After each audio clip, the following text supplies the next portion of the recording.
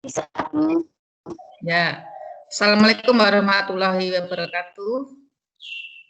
Waalaikumsalam warahmatullahi wabarakatuh. Waalaikumsalam warahmatullahi wabarakatuh. Bagaimana keadaanmu? Sehat semua ini? Alhamdulillah sehat, Bu. Alhamdulillah sehat. Ya, semua keluarga, Bapak, Ibu, Alhamdulillah adik, kakak juga sehat? Alhamdulillah sehat semua, Bu. Sehat, Bu. Ya, buku sudah disiapkan? Sudah. Paketnya sudah disiapkan? Sudah. Bu. Ya, berarti kalian buka. Ya, kalian buka buku paketnya halaman 104, yaitu bab 3. Bab 2-nya besok, ya, kalau sudah selesai materi ini. Sudah dibuka semua?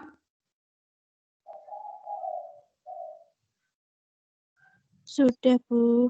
Ya. Untuk hari ini nanti kita belajar tentang fungsi tubuh dari tumbuhan, ya. Nanti akan saya tampilkan materi yang sudah diringkaskan Titin, kalian sambil menyimak, ya. Kalau kurang jelas nanti bisa ditanyakan.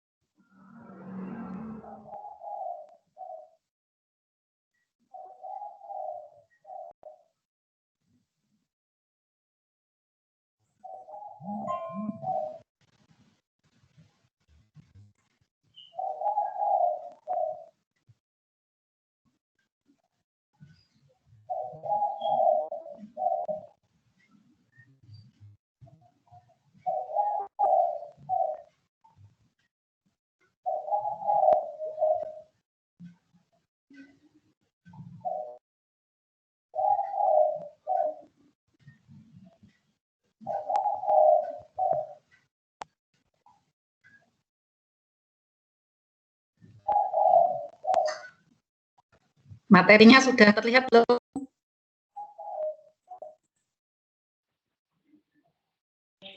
Belum. Materinya sudah terlihat belum? Belum. Coba ditunggu dulu. Yang lainnya materinya sudah muncul belum? Belum. Belum. Belum. Sudah, Bu. Sudah. Sudah, ditunggu dulu sebentar. Sudah? Semua? Belum, Bu. Itu temanmu sudah muncul materinya? Nge-lag sinyalnya, Bu. Nah, mungkin sinyalnya. Coba pindah sedikit, geser sedikit, ya.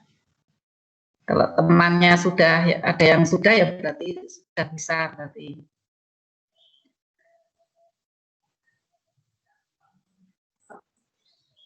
Judulnya apa judulnya? Struktur dan jaringan tumbuhan. Ya, bab 3, struktur dan fungsi jaringan tumbuhan. Ya. Di sini nanti kita akan membicarakan 3 organ daripada tumbuhan, ya. Tetapi organ daripada tumbuhan itu sebetulnya hanya 3. Ya, lebih dari 3. Apa saja organ dari tumbuhan? Yang utama memang akar, batang, dan daun. Ya, itu yang utama. Ini ada akar, ada batang, ini ada daun, itu yang utama. Tetapi setelah nanti tumbuhan itu dewasa, dia akan mendapat organ baru, yaitu yang namanya bunga. Nah, di dalam bunga sudah ada organ lagi yang namanya buah. Ya, karena bunga nanti akan berkembang menjadi buah. Di dalam buah nanti akan ada organ lagi yang namanya biji. Jadi di sini ada banyak organ dari tumbuhan, yang utama adalah akar, batang, dan daun, serta tambahannya yaitu bunga, buah, dan biji. Pada pagi hari ini nanti kita akan membicarakan masalah organ akar, batang, dan daun. Untuk organ akar bisa kalian buka secara morfologi, dibuka halaman 109. Organ akar itu halaman 109. Struktur dari akar, ini akar ada dua macam ya, akar tunggang dan akar serabut.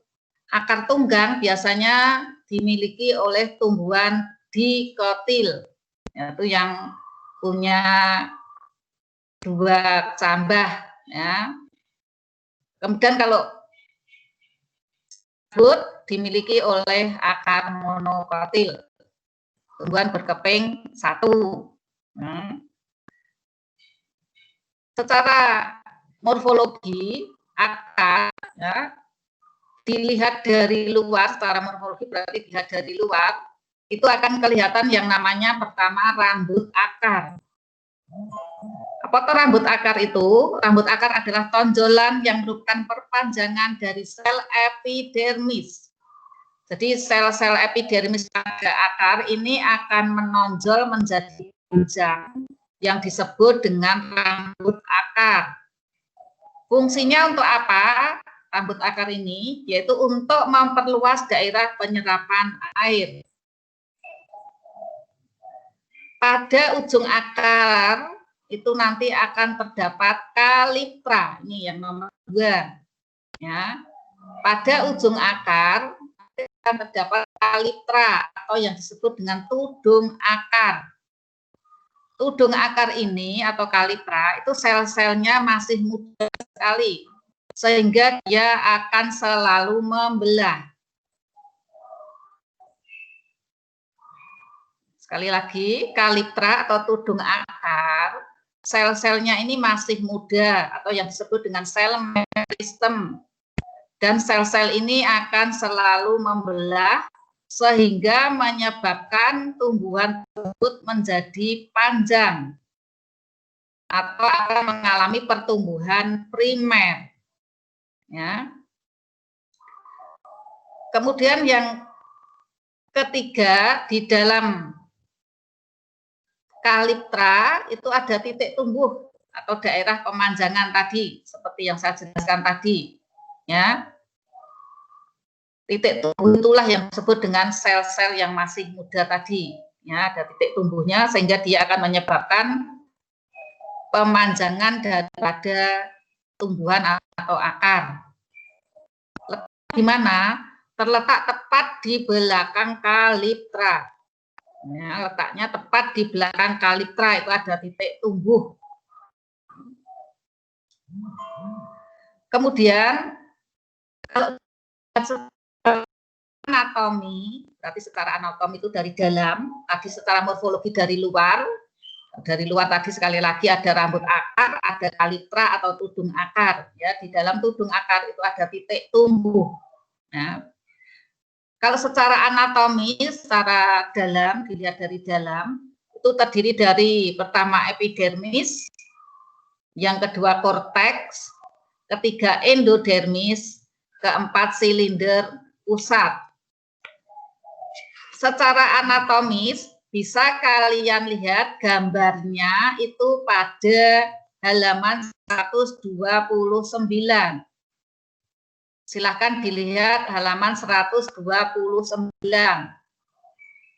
Itu adalah gambar anatomi daripada akar. Saya jelaskan satu persatu. Epidermis itu adalah selapis sel yang berfungsi, selapis sel yang berdinding tipis dan tersusun rapat tanpa ruang antar sel. Jadi seperti pagar yang tidak ada rongganya, itu namanya epidermis, ya. Dan di dalam epidermis ini tadi akan muncul tadi yang namanya bulu-bulu akar. Ya. Yang kedua adalah korteks. Ya. Fungsinya korteks yaitu sebagai penyimpan cadangan makanan. Ini terdiri atas jaringan parenkim yang bersifat renggang. Nah, jadi korteks ini lebih renggang, ya. Ada rongganya, karena di situ nanti juga bisa dipakai untuk tempat pertukaran udara. Yang ketiga, endodermis. Nah, endodermis ini terdiri dari selapis sel tebal yang membatasi lapisan korteks. Yang keempat, silinder pusat. Di dalam silinder pusat ini nanti terdapat jaringan pengangkut yang disebut dengan xilem dan fluem.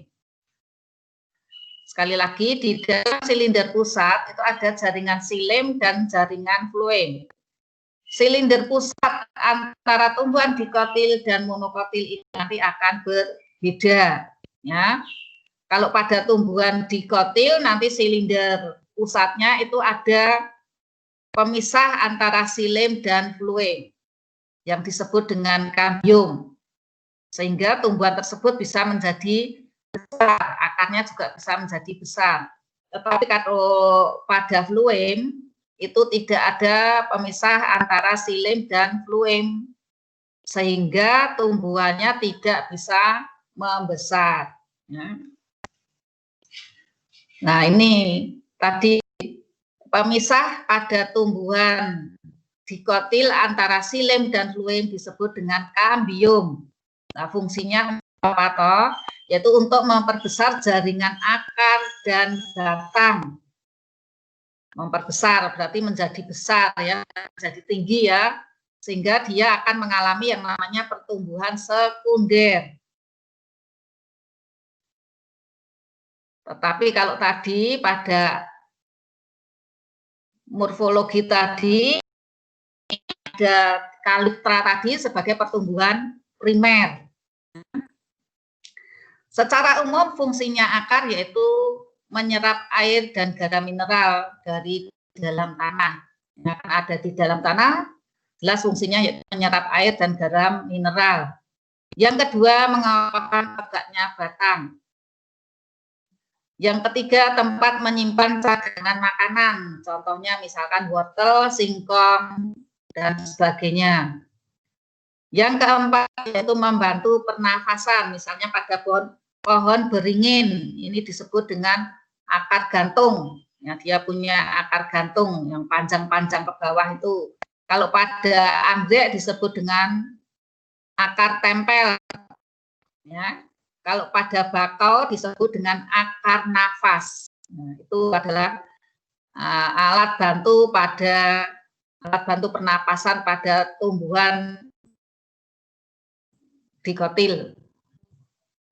Yang kelima yaitu sebagai alat pengembangbiakan vegetatif.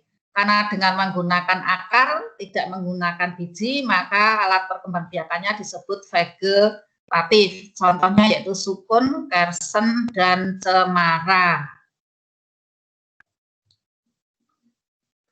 Cara atau proses penyerapan air dan mineral ya, dari dalam tanah bisa masuk ke dalam akar, itu yang pertama melalui proses osmosis.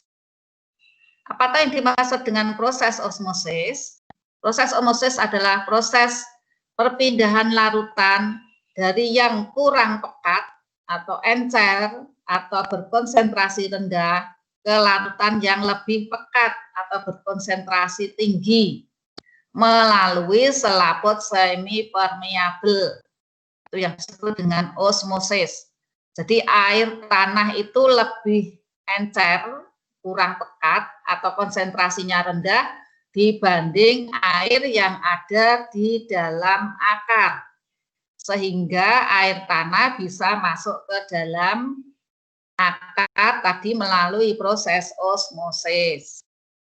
Yang kedua yaitu melalui proses transport aktif. Sistem transport ion-ion dan molekul melalui membran atau selaput sel dengan menggunakan energi. Itu yang disebut dengan proses transport aktif. pengangkutan air dan mineral dari akar ke daun. Jadi kalau air tadi sudah masuk ke dalam akar, bisa sampai ke daun, sampai ke atas, itu melalui dua cara. Yang pertama yaitu pengangkutan ekstravasikuler, yang kedua pengangkutan vasikuler. Kalau pengangkutan ekstravasikuler yaitu melalui tadi dari rambut akar, epidermis, korteks, endodermis, ya, sampai ke pembuluh kayu di akar. Tapi kalau pengangkutan vasikuler yaitu pengangkutan air dan mineral sampai ke daun tadi melalui pembuluh kayu pada batang. Itu namanya vasikuler. Kalau ekstravasikuler berarti tadi melalui sel-sel secara anatomi di akar. Nah, itu ekstravasikuler. Kalau vasikuler berarti melalui pembuluh kayu di batang. Ya. Nah, faktornya apa toh kok air bisa naik ke daun dari tanah tadi ya, dari tanah sampai bisa ke daun, faktornya itu apa saja? Faktornya ada 3. Di akar ada, batang ada, dan daun juga ada. Kalau di akar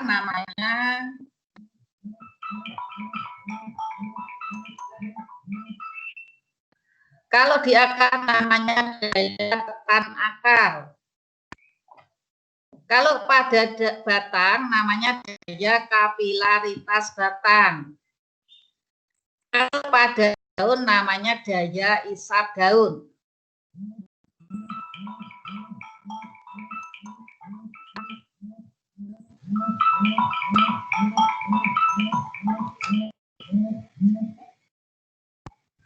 Sekali lagi saya ulangi, faktor-faktor yang menyebabkan naiknya air tanah sampai ke daun itu ada 3. Yang pertama daya tekan akar, yang kedua daya kapilaritas batang, yang ketiga daya isap daun. Sampai di sini ada yang ditanyakan untuk akar?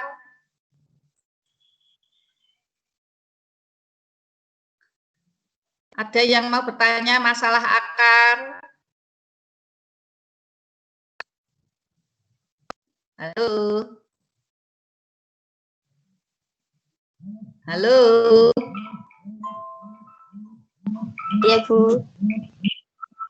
Sudah jelas?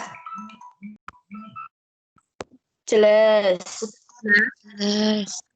Ada yang ditanyakan? Tidak ada yang ditanyakan?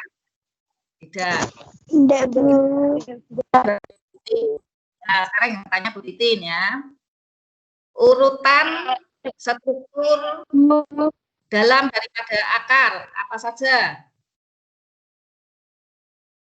Urutan struktur dalam atau secara anatomi dari akar, yaitu apa saja dari luar? Ayo. Struktur dalam atau anatominya yang pertama adalah siapa bisa menjawab, silahkan.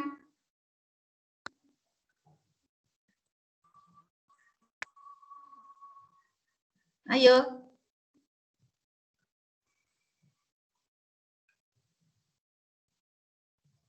Ada yang bisa? Katanya jelas. Epidermis. Ya, terus? Setelah epidermis apa? Korteks. Terus 3.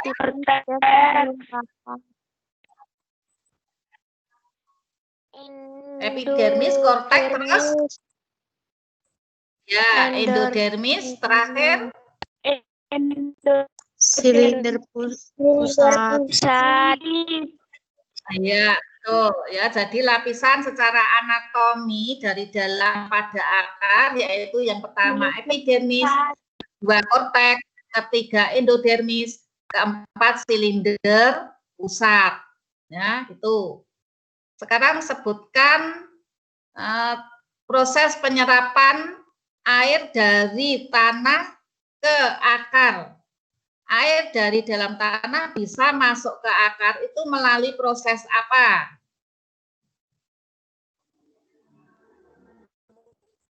Tadi ada perpindahan tadi.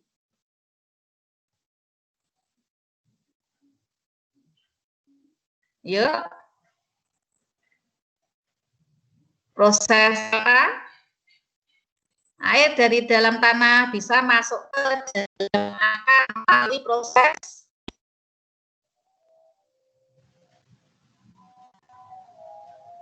apa?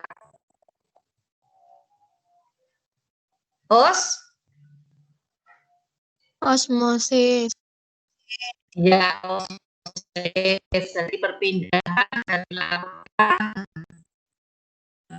konsentrasi rendah ke larutan yang berkonsentrasi tinggi, itu namanya osmosis. Jadi air tanah itu bisa masuk ke dalam akar melalui proses osmosis. Ya sudah. Sekarang kita lanjutkan organ yang kedua yaitu batang. Ya, batang juga sama ini. Ada batang pada tumbuhan dikotil dan batang tumbuhan monokotil. Berdasarkan struktur luarnya, ya, tumbuhan dibedakan menjadi dua, tumbuhan berkayu dan tumbuhan herba. Tumbuhan berkayu itu bagaimana toh ciri-cirinya? Ciri-cirinya batangnya keras, ya, atos, tebal, dan berumur panjang. Jadi sekali lagi, tumbuhan berkayu itu sifatnya, batangnya bersifat keras, tebal, dan berumur panjang. Umur panjang itu maksudnya bertahun-tahun, itu namanya tumbuhan berkayu. Tetapi kalau tumbuhan herba, itu kebalikannya, batangnya lunak, ya biasanya berwarna hijau, kemudian jaringan kayunya sedikit, ya atau hampir tidak ada ya, dan batangnya kecil pendek, umurnya juga tidak panjang. Contohnya apa? Misalkan bayam, jagung, kacang, tumbuhan bunga pacar air dan sebagainya, atau cabai, tomat. Nah, itu termasuk tumbuhan herba. Di tumbuhannya lunak, jaringan kayunya sedikit, ukuran batangnya kecil, pendek, dan tidak terdapat gabus. Nah, itu adalah ciri-ciri daripada tumbuhan herba. Jadi kebalikan dari tumbuhan berkayu. Nah, struktur dalam dari batang secara anatomi, ya, nanti bisa kalian lihat di halaman 133. Ya, 133 itu pada batang. Okay. Secara anatomi. Yang pertama itu hampir sama dengan akar ya, ada epidermis, yang kedua korteks, ketiga endodermis, dan keempat silinder pusat. Jadi struktur dalam batang sama dengan organ akar. Tadi sama toh, akarnya ada epidermis, korteks, endodermis, dan silinder pusat. Ya. Tetapi kalau secara morfologi, yaitu tadi tumbuhan berkayu dan tumbuhan herba. Ya. Kalau pada akar jelas ada rambut akar itu. Ya. Nah, fungsi dari batang itu apa toh? Yang pertama yaitu tempat perlintasan air dan garam mineral. Jadi sebagai lintasan air dan garam mineral dari mana? Dari akar ke daun. Sehingga dia sebagai penghubung antara akar dan daun. Ya, karena di situ juga ada silemnya yaitu sebagai perlintasan air dan garam tadi, mengangkut air dan garam. Kemudian selain itu tempat perlintasan dari daun ke bagian lain tumbuhan. Jadi ini sebagai fluemnya karena mengangkut hasil fotosintesis dari daun ke bagian tumbuhan yang lainnya.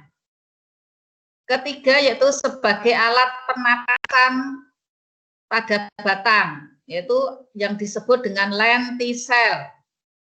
Alat pernapasan pada batang disebut dengan lentisel. Kalau pada akar tadi terdapat pada bulu akar. Jadi di akar ada alat pernapasannya, bulu akar, di batang ada alat pernapasannya, yaitu lentisel. Fungsi batang yang keempat yaitu menegakkan berdirinya tubuh tumbuhan. Jadi kalau tidak ada batang, maka tumbuhan tersebut akan rebah, ya, rebah di tanah. Dan jelas di batang itu ada perlintasan berkas pengangkut, yaitu xilem dan fluem. Xilemnya mengangkut air dan garam mineral dari akar ke daun. Kalau fluem fungsinya mengangkut hasil fotosintesis dari daun ke seluruh tubuh tumbuhan. Kembaliannya, xilem dari bawah ke atas, bawah. Di dalam batang, di antara xilem dan fluem pada tumbuhan dikotil, ya, dikotil berkeping dua, itu ada pembatasnya yang disebut dengan kambium. Lah kambium ini nanti berasal bisa terbentuk kambium ini nanti akan terdapat yang disebut dengan lingkaran tahun. Ya. Jadi lingkaran tahun ini berasal dari aktivitas kambium. Nah, aktivitasnya apa? Karena ada perbedaan musim. Ya, kalau di Indonesia yaitu ada perbedaan musim antara kemarau dan penghujan. Jadi setiap kemarau dan hujan 1 tahun sekali, lingkaran tahun ini akan tumbuh, akan muncul atau akan berkembang. Nah, inilah aktivitas dari kambium tadi. Lingkaran tahun ini bisa dipakai untuk menghitung daripada umur tumbuhan. Jadi, sekali lagi, lingkaran tahun bisa dipakai untuk menghitung umur dari suatu tumbuhan. Kalau jumlah lingkaran tahunnya 4, berarti umur tumbuhan tersebut 4 tahun. Kalau lingkaran tahunnya jumlahnya 10, berarti tumbuhan tersebut berumur 10 tahun. Ya. Karena lingkaran tahun ini berguna untuk mengetahui atau menunjukkan umur tumbuhan tersebut. Untuk batang ada yang ditanyakan?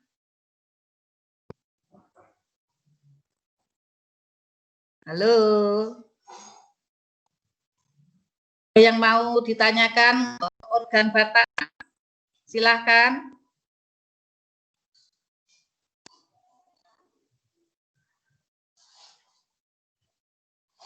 Halo? Tidak, Bu. Jelas? Jelas? Jelas. Jelas, ya. Sekarang Bu Titin tanya, ya. Apa perbedaan antara batang dikotil dan monokotil?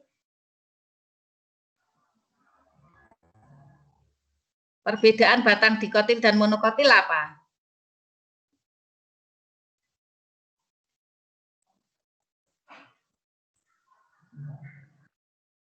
Batang dikotil mempunyai kambium. Kalau batang monokotil tidak mempunyai kambium. Batang dikotil punya kambium sehingga dia bisa tumbuh membesar. Batang monokotil tidak punya kambium sehingga dia tidak bisa tumbuh besar. Itu perbedaannya. Ya. Saya lanjutkan organ yang ketiga yaitu daun. Struktur luar daun biasa ya akan kelihatan berwarna hijau ya karena dari klorofil. Kemudian kalau struktur dalamnya yaitu ada epidermis, kemudian ada jaringan padi atau jaringan tiang, dan ada jaringan bunga karang atau spons. Jadi sekali lagi untuk daun, struktur dalamnya epidermis, kemudian palisade, jaringan tiang, dan jaringan bunga karang.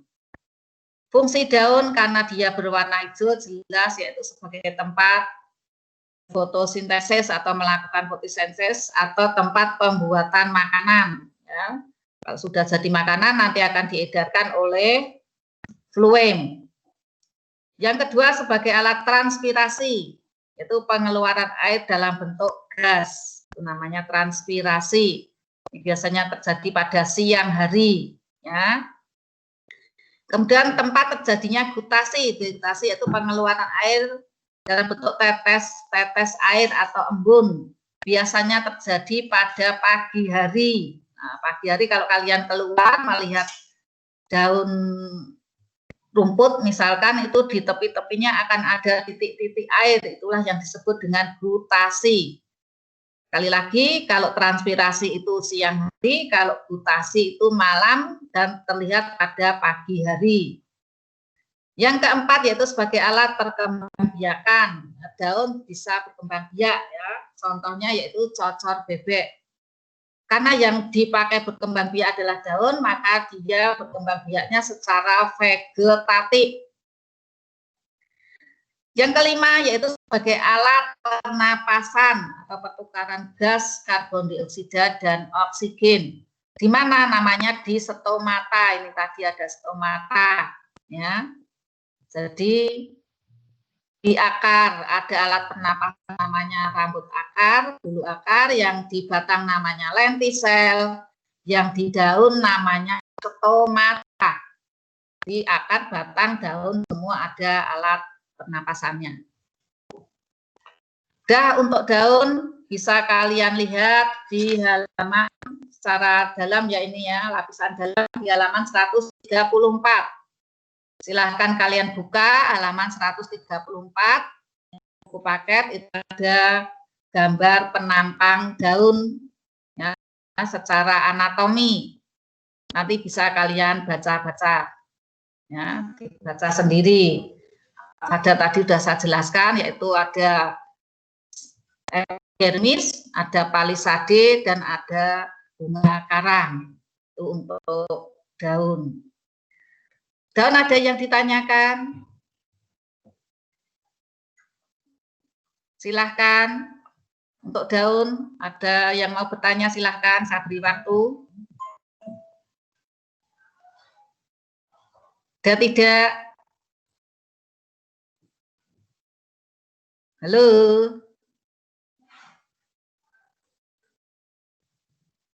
Halo?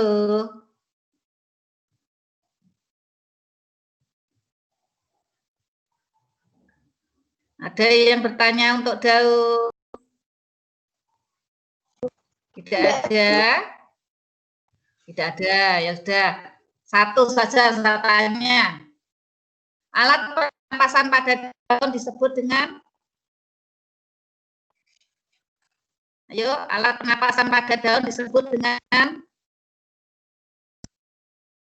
Apa tadi namanya?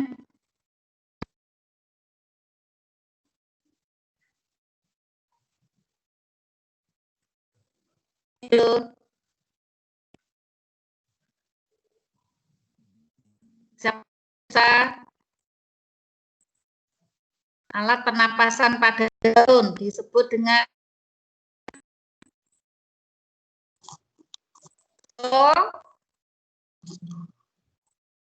Ayo silahkan. Itu apa? Kok diam semua? Iya, dijawab dulu toh ya.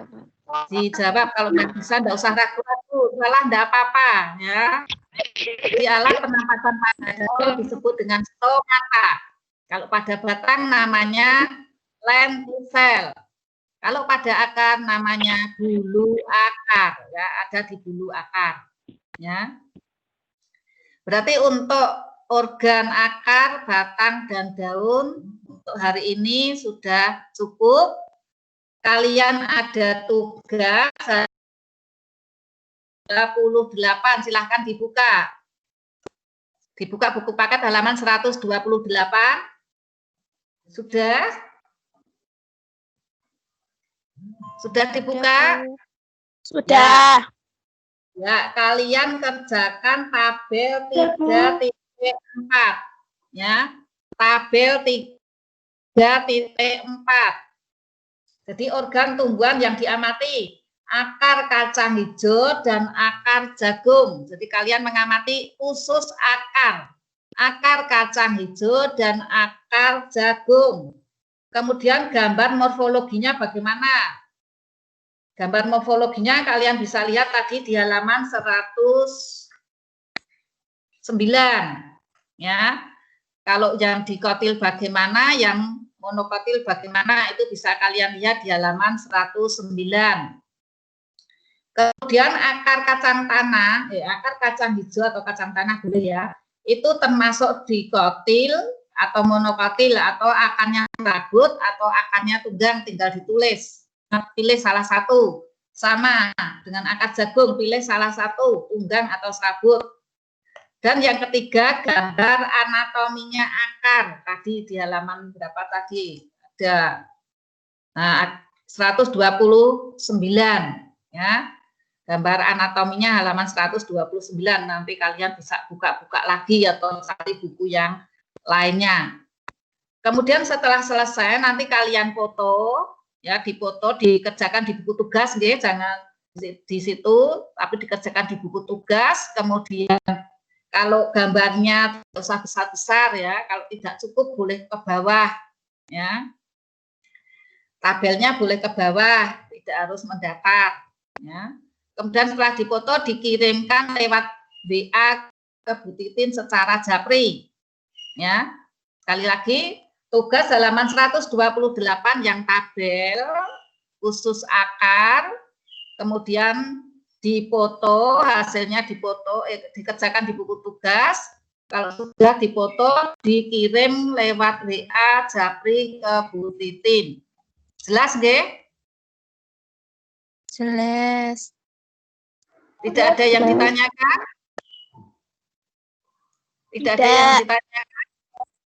Tidak. Tapi kalau kalian masih ada yang belum jelas, silakan kalian bertanya ya lewat kita, boleh bertanya ya, silakan, tidak apa-apa kalau belum jelas. Kalau sudah berarti pertemuan pagi hari ini saya akhiri. Wassalamualaikum warahmatullahi wabarakatuh. Waalaikumsalam warahmatullahi wabarakatuh.